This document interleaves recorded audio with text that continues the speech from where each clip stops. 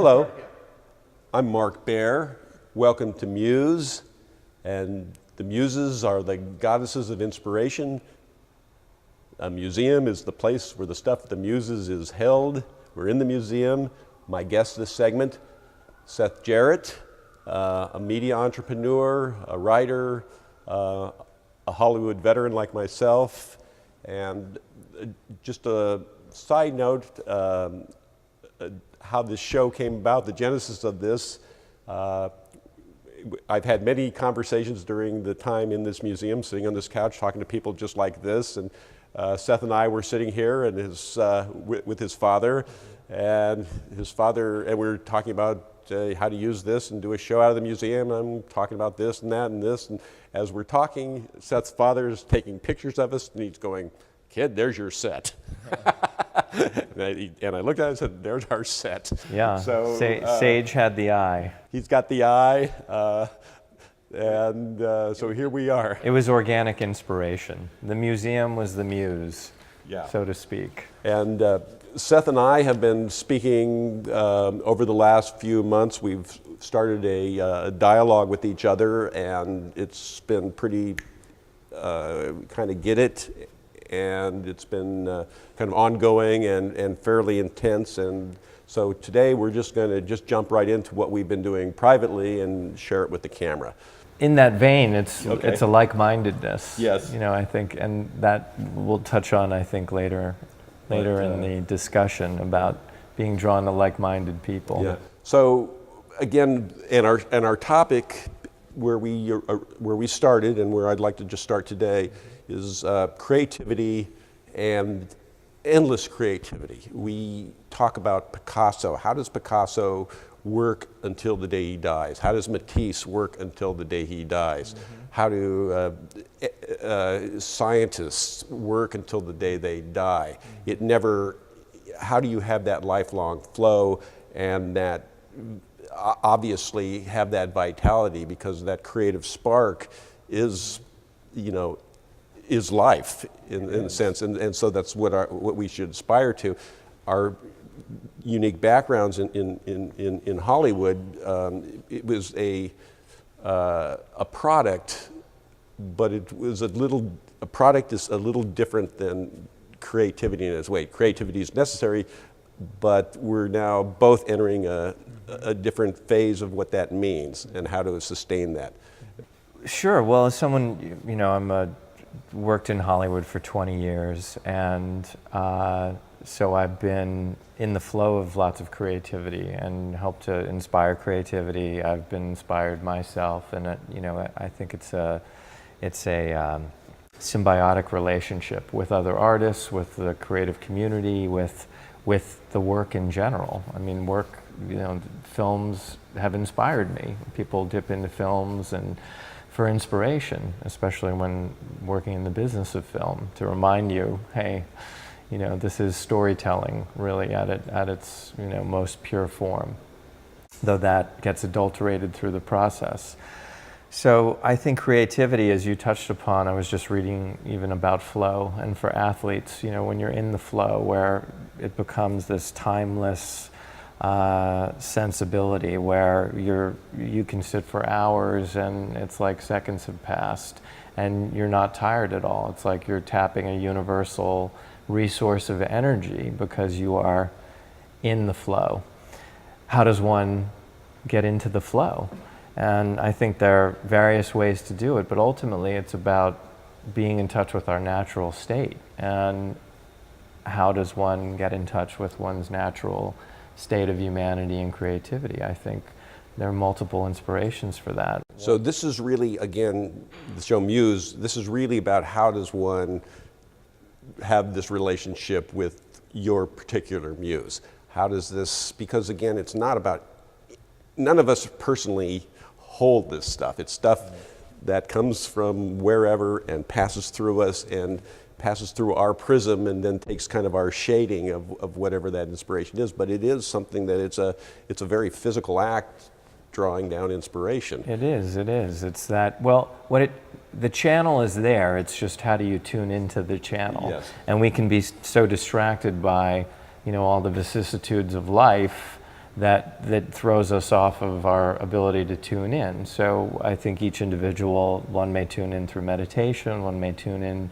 by being in nature, one may tune in, through yogic practices, through being with other creative people. And certainly one of the things that has drawn me to this community and to Big Sur is just the tremendous creativity and inspiration that I find in other talented individuals. It's the nature around me is epic, and then the people that are peppering that landscape are immensely creative themselves, and so that's a source for new inspiration.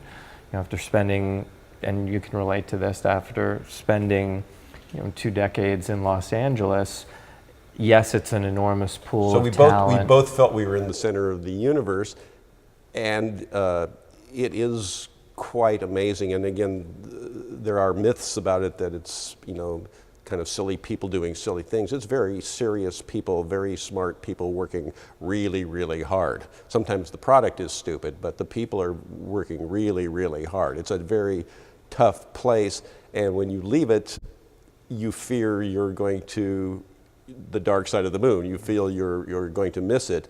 And again, I preceded you here with all those fears and found that there's this other creative space to enter that's very, very fulfilling. And you're having that experience yourself now. I am, and it was something that I was pining for while being in the midst of the industry. And what I found was that, looking at the product, you can see how much of it is repurposed, recycled, remade. Literally, we're on iteration number 7 of the X-Men, number 7 of Spider-Man, number 7 of the Fast and Furious. And so that's emblematic of a support system and infrastructure that is not helping new creativity and new storytelling and new voices and new ideas come to the surface. And so what you're seeing are regional filmmakers that are breaking out and expressing their own creativity or interpretation of being in the flow through their own prism, and it's distinct and organic and unique. And so I started to get the feeling over the last couple of years that really to foster the kind of creativity and have the collaborations that I wanted to and be inspired in new and different ways, that taking a step outside of that same pool that everyone had been splashing around in for so long needed to occur. And I didn't know which community that would be or where geographically that would happen. And I felt divinely and serendipitously guided to this area of Big Sur, Carmel, and Monterey, and I just find that it's deeply inspiring. It's nice to step out of what's known into the unknown. I've often found is a Hollywood education is very helpful anywhere but Hollywood. So it really is something that's valuable outside of Hollywood. Inside of Hollywood, everybody has it, and it's it may be valuable or may not be valuable or whatever, but outside it is valuable. Mm-hmm. And especially when we start looking at new opportunities. So again, on a personal level, I found that as what we're doing right now, art that comes out of a museum is an interesting arena. This is a whole, it's for a different audience, it's for a thoughtful audience, it's for dealing with serious problems, it's a low budget situation, again, so that we can be rich in thought and rich in taking chances, and it doesn't cost a lot to do interesting things. It's different from the movie business that is so cost prohibitive that chances and new kind of really innovative work is difficult. And what we both talked about is not needing a big audience. And let's talk about that a little bit. I think what's happened, because the average cost of making and marketing in a movie is $120 to $150 million. What it does is it shifts the value system not on art and creativity itself and storytelling in its own right, but it shifts it to monetary remuneration. So lots of money goes into making and marketing films, and you need that return. So it's commerce is really driving it. And it's only in recent age where artists are compensated so highly. I mean, it used to be that artists needed patrons of some variety, and where they would, you know, barely get by, or they would get by with the help of a patron, be able to create art. And that's, you know, the institutions like museums that help nurture and foster that and give them a proscenium to display their work, which is really about moving the culture, right? Art is supposed to, you know, reflect what's happening in life and then also influence it. And I think in mass media, we've lost a bit of that relevance. And so what you have now are the ability for artists to reach audiences globally through no cost and not having to go through a set system where there are numerous gatekeepers to that audience. And so what that has done is afforded artists the ability to develop their own audiences, but those audiences initially will be micro audiences, what I refer to as micro audiences. So small audiences that will you know, aggregate around specific types of art, and it'll start trends on the fringe, which is really where anything exciting happens initially anyway. So you have these fringe artists that develop organic fan bases around their art, and you can expand and grow that in real ways. It's not just about having the big tentpole film that's taken a decade or 2 decades to make, that goes out with much fanfare and explodes or doesn't over a weekend. It's really about growing in an organic way one's, you know, micro audience into something that's sustainable and can sustain you as an artist. So we both are experimenting with internet television and what that means, and narrowcasting, and going back to Paley and the original Sarnoff and the original starters of television. And the idea was that television was something that really enriched the community because they hadn't envisioned broadcasting yet. It was all about narrowcasting. And then very quickly how the economic model worked was to take things to the lowest common denominator, the most eyeballs. And so very quickly the content leavened out and became a more, you know, a different kind of product. But now we have the idea of narrowcasting, where you can go for your highest aspirations for the few who influence the many, or for the one guy in every town who happened to read the book. But when the town is every town in the world, that becomes a bigger audience. So I'm going to take a break right now. When we come back, we're going to talk about being impresarios. My guest, Seth Jaret, and I'm Mark Baer. We'll be right back with the next portion of Muse. The Museum of Monterey at Stanton Center is for the community, by the community. Our mission is to tell the stories of Greater Monterey with an emphasis on history, arts, innovation, and our maritime heritage. Throughout the year, we bring you intriguing exhibitions and stimulating events. But to continue to be a center of excellence, we need your donations.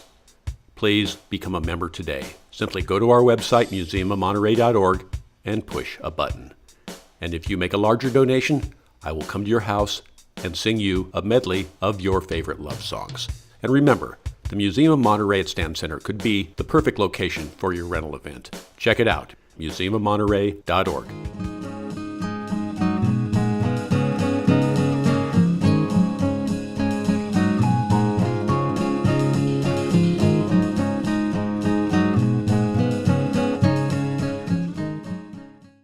Hello, I'm Mark Baer. Welcome back to Muse. My guest, Seth Jaret, media entrepreneur, Hollywood guy, and now part of the Big Sur community, part of the Central Coast, and we're talking about a whole different kind of world beyond Hollywood, and a bigger life beyond Hollywood, if you will. Yeah, a robust life. What's so interesting about Big Sur is I've never met so many people who are poets or just read poetry for fun and talk about it. So, I mean, I've poets and designers and architects and writers, musicians, singers, you know, all different kinds of talented people. When you take the film business out of the equation, which dominates LA no matter what the conversation is, it's always the second thing, and you take that out, suddenly there's this whole new, amazing, nutritious, inspiring, creative world out there. It is, with people with varied interests. I mean, they're interested in life, and what I find about the way I describe, you know, the Big Sur, a day in the life is the days are incredibly full, but they're not busy. And that, I feel, is the shift, you know, that I've made, that I was desiring to make, is just this perennial busyness around just doing and going from one thing to the next, one appointment to the next, one task to the next. And not judging its worth. It's easy to be busy, but it's not, you're not necessarily getting things done. You know, I've described it as running a marathon at a sprinter's pace, but then you look up and you think, well, what race am I running in here? Where am I headed? So having that full, rich, robust experience of life and personal connection is deeply satisfying and inspirational. It's really the connectivity that counts.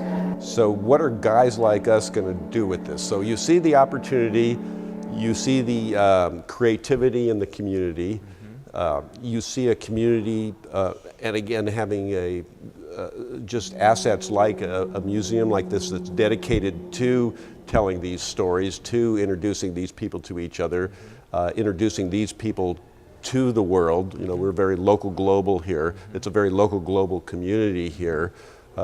Dealing with parochial issues, but dealing with global issues. How do guys like us, impresarios, if you will, what do we do? What's our job here now? Well, I just find what's interesting is stepping into a community that is already very supportive of each other and immensely creative. I'm seeing it with fresh eyes. So I'm incredibly impressed with the level of talent that I see, and I think everyone is focused on a local level, which is fantastic, and I love the support of the community, and that is inspiring. I really find myself drawn to want to shine a light on these different artists and their unique abilities and what they bring to, you know, their creative process, and through that, I think that can create a stage, a larger stage for their work to be viewed, and just their approach to their own personal art, whatever that may be. Now we're talking again. Part of what we've discussed is simpler forms of art. In other words, storytelling, or the idea of just the salon. Just bringing people together. So again, these are not complex things. It's looking for some simplicity to get people together. Again, you turn on the camera or you don't turn on the camera. We have the ways of getting it out. It's just a matter of we're kind of ringmasters in training, if you will. Well, I think it's you know, wrangling, it's pulling the talent in together, and I think synthesizing the talent that's out there that may not be aware of the through line that exists between the different disciplines, and bringing them together so that the conversation can happen. And I think there's tremendous value in that conversation taking place. Whether or not it's broadcast, but just that conversation is taking place, it becomes part of the cosmic consciousness. It's a good, in other words, we're trying to give people ways of being together that are a little more organized. You know, in other words, I can go to a party with somebody or see somebody every day, until I sit down and have the interview with them, I never know what they're thinking.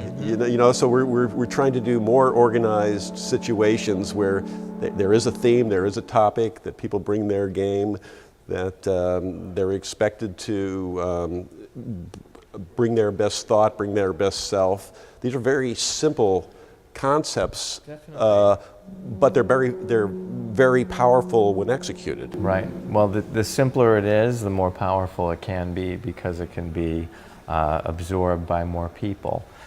The idea of having thought leadership and having thought leaders congregate together, I think, is a powerful concept, because if you can have influence the thought leadership that then goes out into their distinct individual communities and can influence the other people within those communities, you can have the magnifying effect with the kind of, impresario ship that we're talking about. Just bringing creative, like-minded people together. I think that's also a key precept, is this like-mindedness. It's really important for artists, thinkers, philosophers, communicators to be among like-minded individuals, as are we, because those ideas are supported. Their communication is heard. And again, that was something for me. It was important to be around people that were like-minded. The other thing, we had this conversation the other day, neither of us are technophobes. We both embrace technology, but we're both cognizant of what's being lost by a multitasking, fast-paced universe, and what things are luxurious. A novel, you were talking about a record album. Right, just talked about that the other day. Right, a traditional album. I was at the Henry Miller and saw the Chris Robinson and his new band, and wasn't really even familiar with the music, and I was drawn to buy a double album because the art was so captivating, and it told a story, and it was all in black and white, and then so you had two jackets, one black, one white, and one vinyl album was black, one was white. So it told a whole story and sucked me into it, and I bought the album without even knowing what music was on it. And then the music is coherently put together. So again, something's lost in a world of playlists. Right, exactly. Yeah. I think there's a place for the immediacy of digital, and the pervasiveness of digital and the ease of digital distribution. What we've lost in that is some of the ceremony. That's going to the bookshelf, picking out the album, drawing it out, seeing the album art, the lyrics to the songs, sitting, cleaning the album, moving the play needle, playing an actual album side. There's just ceremony in that, and I think that's one of the interesting topics that so the future might be retro. Right, that's it exactly. But but not forward-looking retro. That's right. Yeah, not looking back, but forward with let's not lose our magic. That's right. And magic is key. Yes. And that really is that's the preponderance of the Big Sur vibe, is that magic is everywhere. So our relationship with the Muses. Yeah. So you have, what's new today? Well, it's interesting because I'm really stepping into being a writer and director. I mean, I've always been creative. I've supported other artists. I've worked as a writer, and now I've just written a screenplay for Warner Brothers. I'm working on the novel upon which it's based. I started a collaboration to direct a music video with a very exciting young woman artist who's been touring. So what I find is just, again, being and circulating in these communities, it's, I guess, what might be referred to as the billiard ball effect. It's like if you're mixing it up and bouncing into different balls, like, things are going to happen. New projects will coalesce. And I think it's just about being in awareness, being mindful and present to those opportunities as they arise. And that's part of the inspiration and the Muse that we had talked about. And the muses can be all around you, rather than, you know, thinking of the future or the past. If you're really just, your attention's in the present and, you know, aware of what arises, there are beautiful opportunities to capture new ideas and be inspired to coalesce new projects. So hopefully, and again, what it is you know, I know just as personal experience, you know, I have for instance, an architect friend, Tom Hood, who's working his butt off right now. He suddenly has 7 clients. Mm-hmm. He's drawing from morning to night, mm-hmm. and he's really in the thick of it. And I want to run over to his house every once in a while, put my hand on his head, because I want the energy. Mm-hmm. You know, I love people who are moving at Mach speed. Mm-hmm. You know, you talk to the muses when your brain is spinning fast. When your brain slows down, nobody talks. Right. Well, when you're in the flow, so other ideas it come in, and it also gives you the capacity. You're tapping kind of the universal energy, so the energy is there to do whatever the task. When you're not stuck in traffic, when you're not, you know, again, traffic or advertising or mm-hmm. cultural clutter, mm-hmm. or you know, I find that stripping away, mm-hmm. finding silence has the opposite effect. It doesn't slow you down; it speeds you up. Exactly. And that's kind of one of the creative secrets that mm-hmm. you know, I felt. And then waking up every day and moving the ball forward and doing whatever it takes to resurrect yourself, because sometimes you can't get it going, mm-hmm. and you just have to do whatever it is, whatever ritual, whatever craziness, to get the wheels spinning and keep moving. Well, I want to say it's Picasso who said it. It might have been Einstein, but this idea that inspiration will find you working. So it's, you know, a lot of times we'll wait for the inspiration to strike before we start. And you need to be starting, and then the inspiration comes in. It's not, you know, it's not a constant. There's definitely a lot of work to bridge those moments of inspiration. So, you know, the other aspect of creative people is they're creative not just in one regard.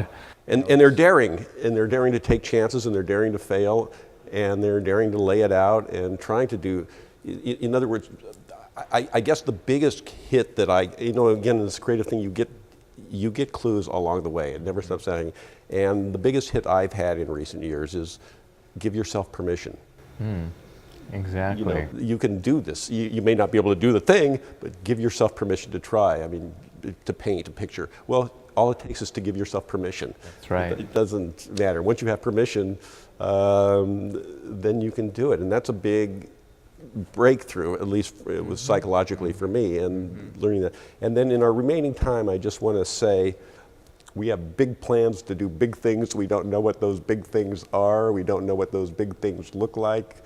Well, we certainly have inspiration, we have direction, yes, and I think we have a loose architecture for how to accomplish that. Yes. So watch out for us. We're going to be getting crazy here. Bringing you more amusement and inspiration. Yeah. So we're out of here. Okay. Looking forward to it. Cool, man. Great.